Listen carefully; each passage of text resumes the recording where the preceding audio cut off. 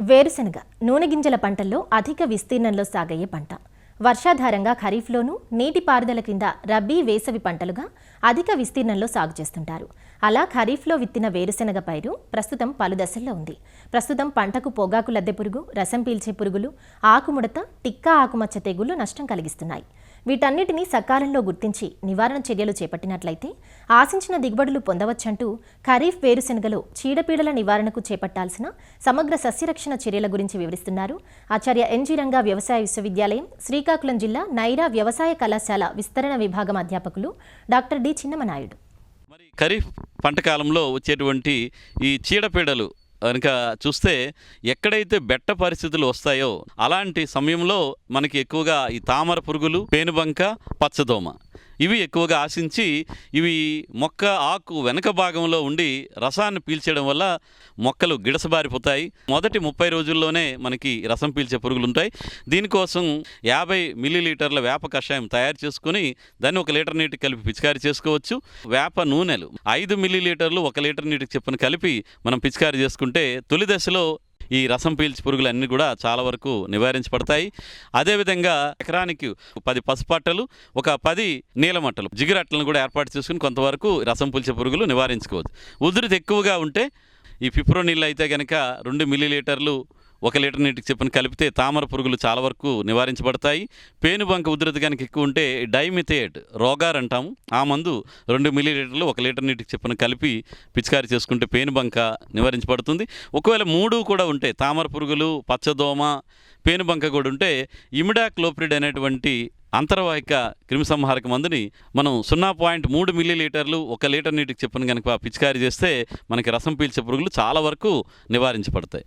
అదేవిధంగా మనకి బాగా చేను పెరుగుతున్న దశలో మనకి ఆకుముడత వస్తుంది. క్లోరిఫైరిఫాస్ అనేటువంటి మందును లీటర్ నీటికి 2.5 మిల్లీలీటర్ల చొప్పున కలిపి పిచికారీ చేసుకుంటే మనకు సరిపోతుంది. అదేవిధంగా ఈ వేరుశనగలో దిగుబడి మీద బాగా ప్రభావం చేసేటువంటి పురుగు కనుక చూస్తే ఈ పొగాకు లద్దె పురుగు అని చెప్పేసి ఉంటుంది.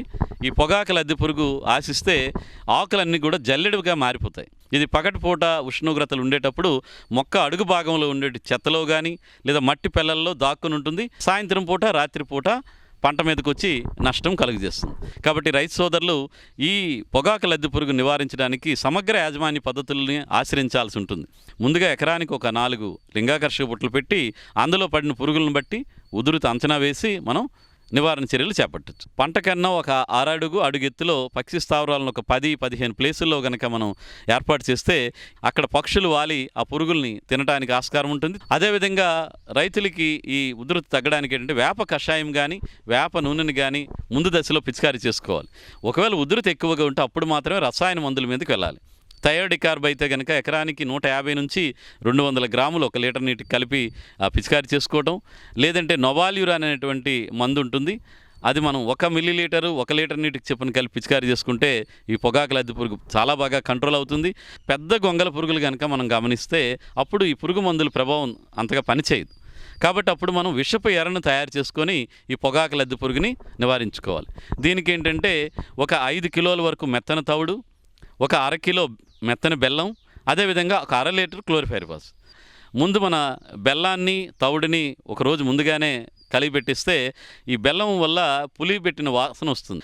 అప్పుడు ఈ క్లోరిఫైరిఫాస్ మందుని దానికి కలిపి పెట్టి అప్పుడు ఉండలుగా చేసుకుని పొలంలో అక్కడక్కడ కనుక వేస్తే ఈ పులిసిన తవుడు బెల్లం వాసనకి పొగాకు లద్దె పురుగు ఆకర్షింపబడి తినేసి చనిపోవడం అనేది జరుగుతుంది. ఇక తెగుళ్ళు విషయానికి వస్తే మనకి వేరుశనగలో వచ్చేవి ఆకుమచ్చ తెగులు. దీన్నే మనం రైతులు టిక్కా ఆకుమచ్చ తెగులు అని అంటారు.